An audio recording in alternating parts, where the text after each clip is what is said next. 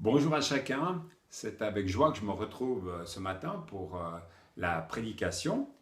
Et dans la suite de nos prédications de ce mois de juin, j'aimerais vous proposer comme thème de réflexion pour cette journée, lorsqu'une église s'ouvre, qu'est-ce que cela produit finalement? Ça peut apparaître étonnant comme titre, voire provocateur. Est-ce que cela voudrait dire qu'une église pourrait ne pas être ouverte? Nous connaissons tous des églises clubs, des églises hôpitaux, des églises entreprises, des églises refuges. Quelle identité a notre église? Est-ce que son identité a évolué au fil des années? Si les apôtres, les premiers chrétiens, vivaient l'église, c'était parce qu'ils avaient compris que Dieu était un passionné depuis tout temps de la notion de communauté. Nous nous apercevons, lorsque nous lisons le récit de la création, que Dieu a ce désir que l'homme, créé à son image, ne vive pas en solitaire.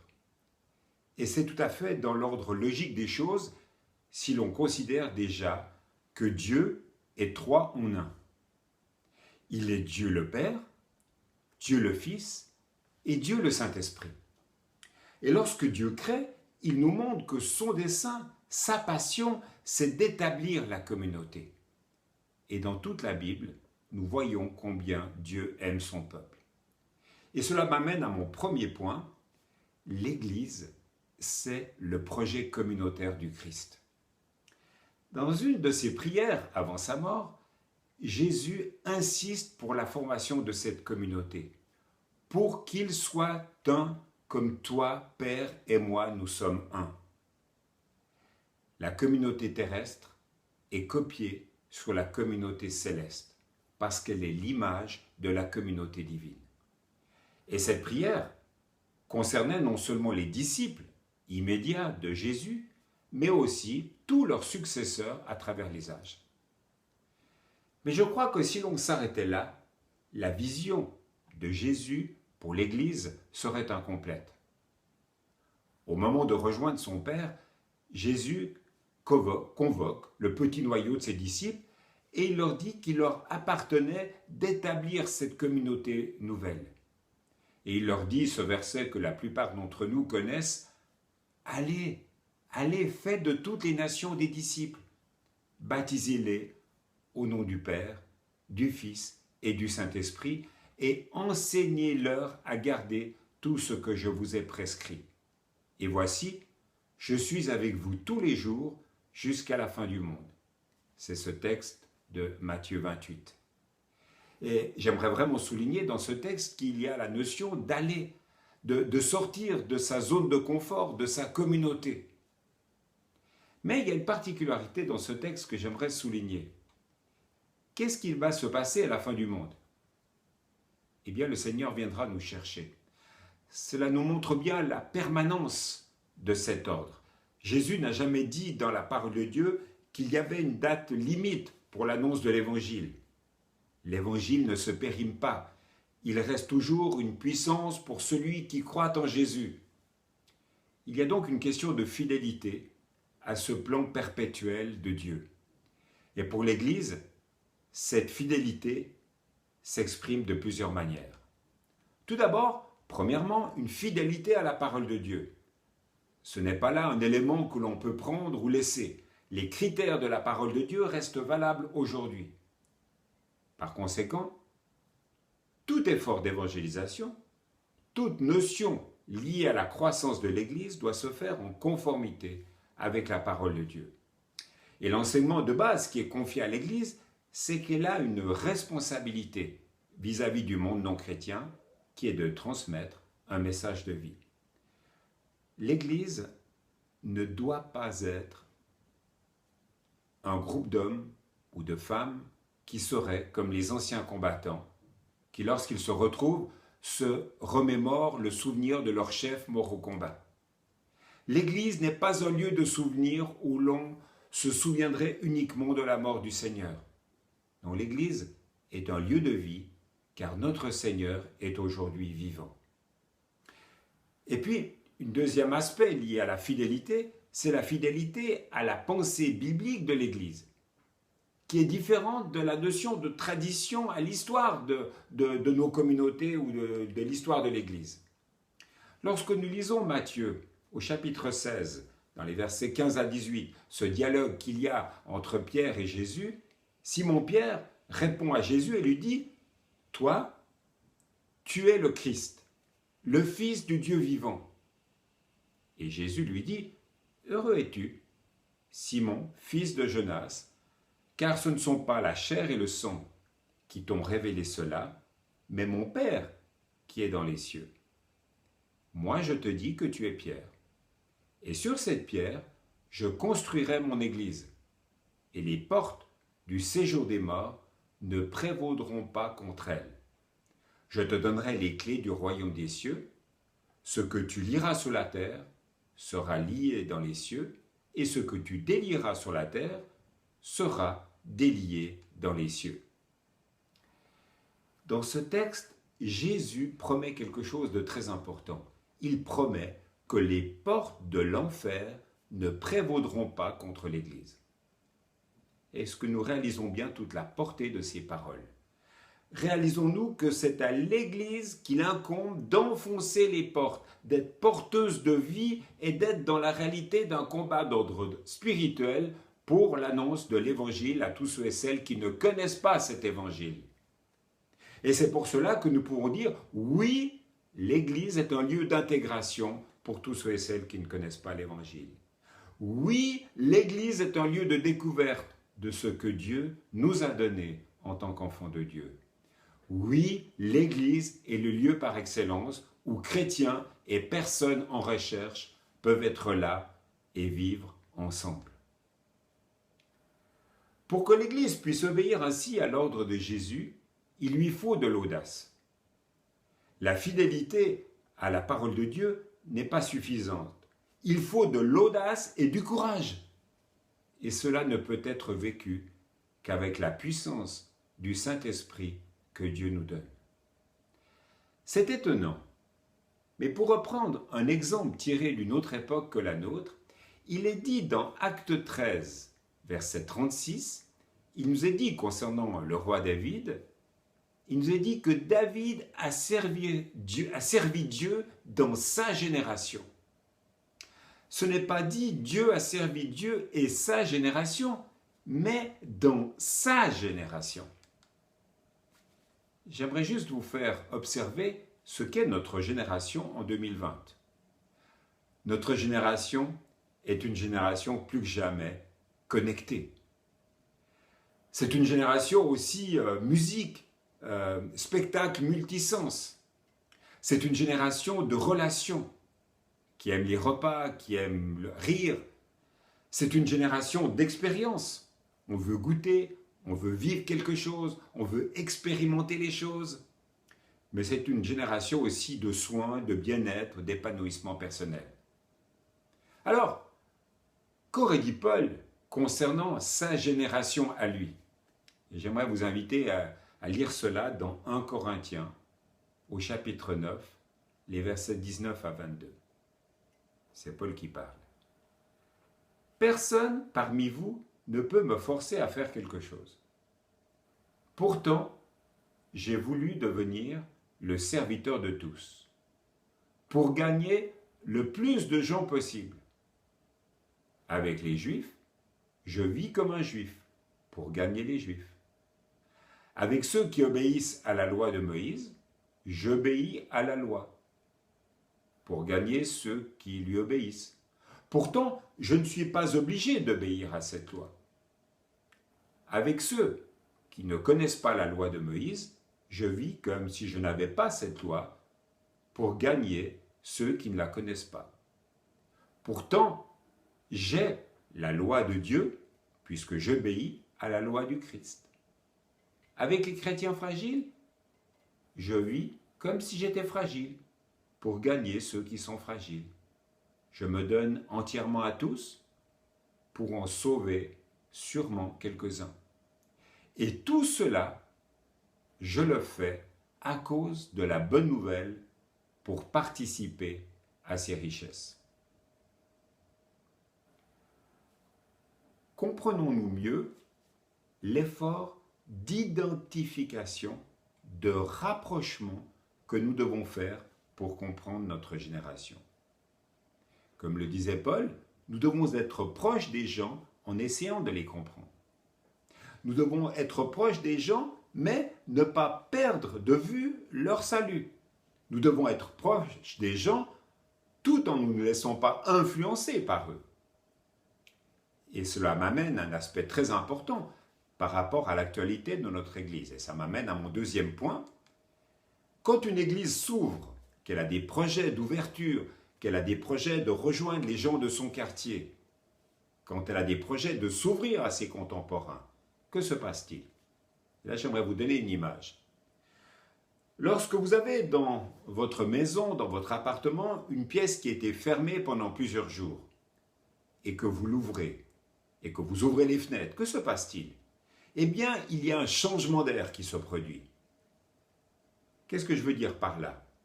C'est que si nous allons partager et vivre l'Évangile avec des personnes différentes de nous, eh bien, nous allons déjà nous-mêmes être changés, de par l'échange, de par le rapport que nous allons avoir avec la personne. Et par conséquent, qu'est-ce qui va se passer? Eh bien, l'Église va changer, l'Église va évoluer, l'Église va s'adapter aussi dans cette dimension d'accueil. Mais pour cela, bien évidemment, nous devons peut-être avoir une vision différente de ce qu'une Église doit être. Donc tout est question de perspective. Il est certain que nous n'avons pas tous les mêmes affinités de relations. Pour chacun d'entre nous, là où nous vivons ou là où nous travaillons, il y aura des enjeux différents. Alors, comment entrer en relation avec des personnes qui pensent et agissent différemment de nous? Si vous lisez les épîtres du Nouveau Testament et que vous questionnez le texte biblique, eh bien vous vous apercevez que celle-ci nous donne des enseignements, des renseignements par rapport à cette attitude, ce comportement à avoir. Plus particulièrement, si vous lisez l'épître aux Corinthiens, et tout à l'heure nous en avons déjà lu un passage dans 1 Corinthiens 9, eh bien vous verrez que la ville de Corinthe n'est pas loin de notre contexte urbain. On voit dans cette église une grande diversité. Et en réfléchissant à cela, je ne peux m'empêcher, en questionnant le texte biblique, de penser à des personnes qui ont croisé mon chemin et à qui j'ai eu la possibilité de partager l'Évangile. Je pense à plusieurs couples qui vivent comme on vit en tant que couple dans la société d'aujourd'hui, qui vivent en concubinage. Je pense à un transsexuel que nous avons dû accompagner pendant un certain temps. Je pense à une musulmane qui était en pleine recherche de sens à la vie, de par ses origines, de par sa tradition, mais qui avait vécu dans son parcours de vie 2 avortements. Je pense aussi à une prostituée qui était en recherche, qui se questionnait, avec lequel nous avons eu la joie de participer et de vivre un culte de Pâques avec. Vous auriez vu son sourire, son rayonnement à l'écoute des textes bibliques et notamment de la rencontre, des rencontres de Jésus avec ces femmes qui avaient vécu cette expérience de la résurrection. Je pense à un jeune aussi qui était accro aux jeux vidéo, qui avait ce désir de s'en sortir. Je pense à cette femme qui avait été victime d'harcèlement et qui avait vécu la réalité de ce que ça veut dire, être possédée. Elle avait touché à des mondes spirituels occultes. Je pense à cette jeune femme handicapée qui avait été abusée. Je pense à ces hommes, à ces femmes qui avaient perdu de la famille suite à un génocide. Je pense à des SDF, je pense à des réfugiés.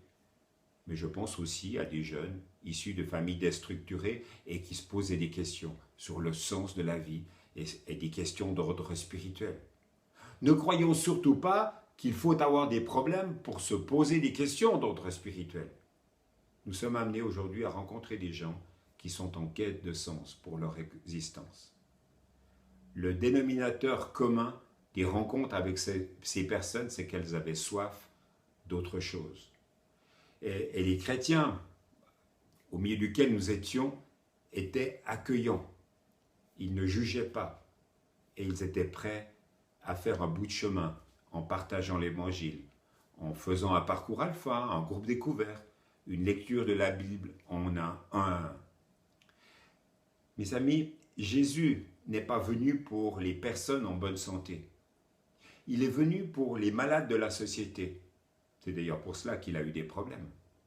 Si nous sommes une église ouverte, des personnes vont venir voir, car ils vont percevoir qu'il y a dans cette communauté une attitude, une pensée, des actes qui mettent à l'aise et qui font comprendre à la personne, bien oui, je peux venir tel que je suis.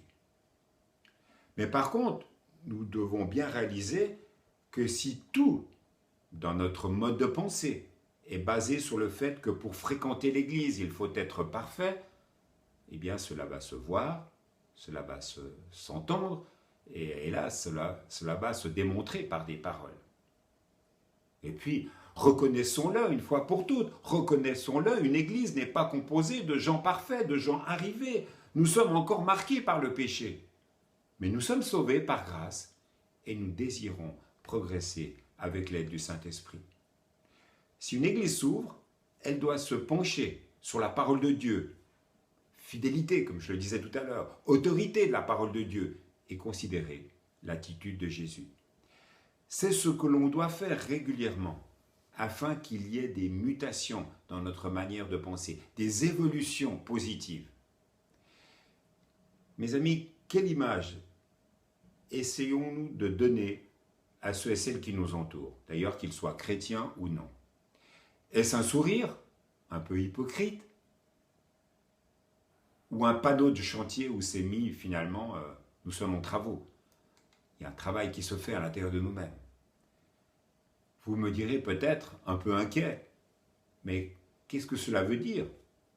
Est-ce que l'on va accepter n'importe qui dans mon église? Excusez-moi. Le n'importe qui est une personne créée à l'image de Dieu, comme toi et comme moi, avec nos faillites, avec nos erreurs, avec une vie encore marquée par le péché. Comprenez bien que lorsque je disais « ayons une culture du « viens tel que tu es », cela veut dire que l'Église doit avoir une culture d'accueil de son prochain tel qu'il est, avec ce désir de voir Dieu agir dans sa vie. Venez tel que vous êtes, mais on vous invite à réfléchir afin que votre vie trouve du sens. Voilà, on veut bien discuter avec vous de vos réalités de couple, de sexualité, d'éducation, d'argent, de vérité, de l'éducation de vos enfants. Mais sachez qu'en tant qu'Église, nous avons aussi des convictions sur tel et tel aspect. Nous devons travailler à une culture de l'accueil. Une culture de l'accueil qui fait que l'on se souvient même du nom de la personne qui nous visite. Vous comprenez ma pensée? On s'ouvre à l'autre, on l'accueille et surtout, on essaye de comprendre ce que la personne vit tout en priant dans son cœur, tout en invoquant le nom de Dieu sur cette personne. Et lorsque l'on accepte la personne telle qu'elle est, cela ne veut pas dire que l'on approuve son comportement. Vous comprenez la différence? Relisez la rencontre de Jésus avec la femme adultère de Jean 8, et notamment le point de chute de cette rencontre. C'est uniquement sur le terrain de l'acceptation que les gens trouveront l'amour, la sécurité et la valorisation dont ils ont besoin. Et en créant une culture de l'acceptation, nous préparons le terreau de la grâce. Et je finis par un dernier aspect. Une Église qui veut s'ouvrir à ses contemporains, c'est d'abord et toujours à l'action du Saint-Esprit qu'elle doit s'ouvrir. Si nous regardons au modèle du Nouveau Testament, nous nous apercevons que ces hommes et ces femmes ont été bousculés dans leur perception de qui était Dieu. Et ça s'est fait à la Pentecôte. Et qu'est-ce que cela a produit dans leur vie? Eh bien, une vie d'intimité plus grande avec Dieu. Priorité à la prière. Tout changement d'attitude de cœur commence dans la prière. Et puis il y a eu une vision renouvelée des besoins de la société. Michael nous a présenté l'autre soir les réalités possibles à vivre pour notre nouvelle association familiale protestante ACT. Eh bien justement, le premier acte à poser se vit à genoux, en prière, pour questionner Jésus. Jésus, que ferais-tu à ma place dans ce quartier Beria, dans ce quartier Bouchaillé-Vialet? Il y a des hommes, il y a des femmes qui ont besoin de toi, des hommes et des femmes qui n'ont pas entendu parler de toi. Que ferais-tu, Jésus? Et puis, c'est aussi en tant que communauté une prise de position où nous décidons qu'il est important qu'il y ait la libération, en quelque sorte, des dons du Saint-Esprit dans la vie des hommes et des femmes de notre Église. On voit cela tout au long du Nouveau Testament où c'est un encouragement perpétuel à ce que chacun trouve sa place dans le ministère que Dieu donne, dans cet appel que Dieu adresse à tout homme et à toute femme. L'exemple, des exemples. Philippe, d'abord reconnu comme diacre en fonction de ses dons, qui devient un évangéliste auprès de l'eunuque. Cet eunuque qui lui-même va retrouver ses contemporains et apparemment, selon la tradition de l'Église, va annoncer l'évangile à cette région de l'Éthiopie. Un autre exemple, Priscille. Aquilas et Priscille, vous avez déjà entendu le nom de ce couple. Eh bien, Priscille était une femme d'entreprise. Elle faisait des tentes avec son mari. Et à un moment donné, elle était amenée à rencontrer un homme qui s'appelait Apollos. Cet homme avait des carences dans sa théologie, dans son enseignement, et elle est devenue l'enseignante de cet homme. Conclusion. Cette ouverture, ce témoignage de l'Église locale provoque des changements sur plusieurs aspects. Le comportement et l'arrivée des nouveaux peut bouleverser les habitudes en place. Et chaque Église est appelée à vivre en quelque sorte une révolution continuelle. Dès le moment où l'on fait le choix d'aller vers les autres, donc ceux qui ne connaissent pas l'Évangile, eh bien nous devons réaliser que cela prend du temps. Tôt ou tard, on est dans l'obligation de réorganiser nos programmes personnels, nos programmes d'église, pour avoir du temps pour être avec les non-chrétiens, les personnes en recherche, pour répondre à leurs sollicitations et à leurs questions. Si je vous ai partagé tout cela ce matin, c'est afin que nous ne croyions pas que notre modèle de la croissance est celui de la natalité. Excusez-moi de le dire ainsi, mais dans des églises familiales, il y a ce risque. On s'est habitué à avoir des familles avec 2, 3, 4 enfants. Non, notre modèle de croissance et de développement doit être un modèle de développement par le biais de relations interpersonnelles. C'est pour cela qu'il faut être ouvert à l'action du Saint-Esprit afin qu'il nous équipe puissamment pour pouvoir rencontrer nos contemporains. Que Dieu nous éclaire, qu'il nous encourage dans nos réflexions. Et j'aimerais vous inviter à la prière. Dieu notre Père, après ce temps d'exhortation, ce temps de réflexion, tu nous places devant nos responsabilités. Nous avons ce désir au fond de notre cœur que notre Église s'ouvre, que des hommes, des femmes, des jeunes, des enfants puissent entendre l'Évangile. Et on veut te dire, Seigneur, notre disponibilité. On veut que tu touches notre être intérieur, que tu touches notre manière de penser et que tu nous permettes, Seigneur, d'avoir tout naturellement cette attitude d'ouverture vis-à-vis de tous ceux et celles qui nous entourent. Nous voulons aussi te demander pardon, Seigneur, si nous avons cette mauvaise habitude, cette mauvaise tradition d'être repliés sur nous-mêmes, d'avoir qu'un centre d'intérêt centré sur notre personne. Et nous avons besoin, Seigneur, que tu transformes cela et que tu nous aides à avoir des cœurs ouverts vis-à-vis de tous ceux et celles qui nous entourent. Merci de ta présence. Continue ton œuvre, Seigneur, dans nos cœurs, dans nos vies et dans la vie de notre communauté. Nous voulons, Seigneur, avoir et découvrir de nouvelles perspectives à cause de toi. Sois béni, sois loué, Seigneur. Continue ton œuvre au milieu de nous. C'est ce que nous voulons te demander. Dans ton beau nom, Seigneur Jésus. Amen. Je vous souhaite une bonne fin de dimanche. Que Dieu vous bénisse et que Dieu vous encourage. Amen.